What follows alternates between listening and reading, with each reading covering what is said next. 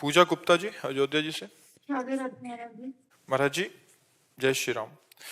महाराज जी मेरे दुख के समय भगवान से मेरा साथ दूर हो जाता है, मैं भगवान को याद नहीं कर पाती, जबकि मेरे सुख के समय प्रभु सिमरन बना रहता है। वो सुमिरन सुमिरन नहीं है,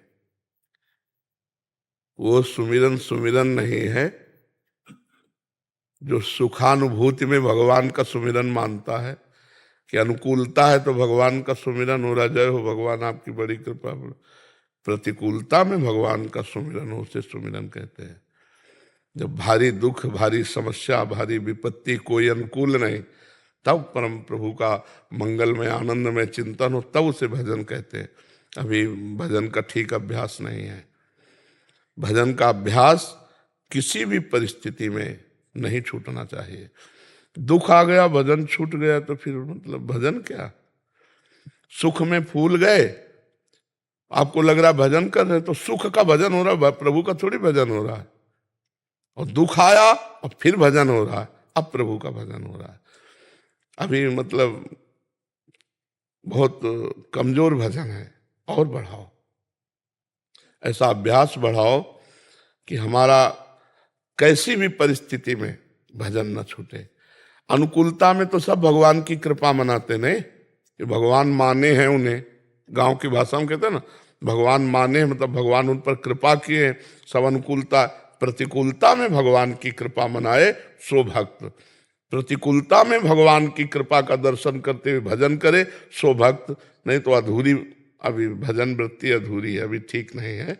भगवान से प्रार्थना करो कि भारी दुख, हमें तो लगता है दुख में ज्यादा भजन होता है, हमें तो ऐसा लगता है, हाँ हाँ ऐसा लगता है कि दुख में बहुत अच्छा भजन होता है। तो भगवान से प्रार्थना कीजिए कि दुख में भी भगवान का पर धन्यवाद है, कम से कम किसी भी तरह आप भगवान से जुड़े हैं तो आपका परम मंगल ही है। देखो मंगल ही है, आप वृंदावन आए, सत्संग में आए।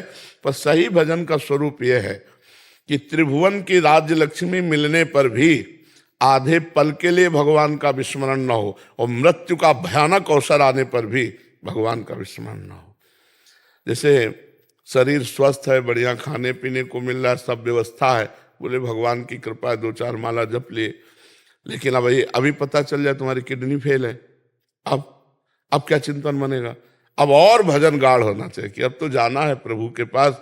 हमारे पास तो पास हो गया कि किडनी फेल है, तब तो प्रभु के पास जाना, तो रात दिन भजनमयी वृत्ति, तब तो माना जाए कि भजनानंदी भगवान से अपनापन है। नहीं तो सुख का भजन हो रहा है, अभी भगवान का भजन नहीं हो रहा है। अगर भगवान का भजन होता तो दुख में भी होता ना। तो इसलिए नाम जप का ऐसा अभ्यास करो, उठते बैठते चलते फिरते खाते पीते हर समय। देखो नाम जापक में एक शक्ति जागृत होती है। आप देखो, ध्यान से देखो, 2 लकड़ियों का घर्षण करो कस के तो अग्नि पैदा हो जाएगी। जो पहले अरण्य मंथन कहते थे ना, तो 2 लकड़ियों के घर्षण से अग्नि पैदा हो जाती है।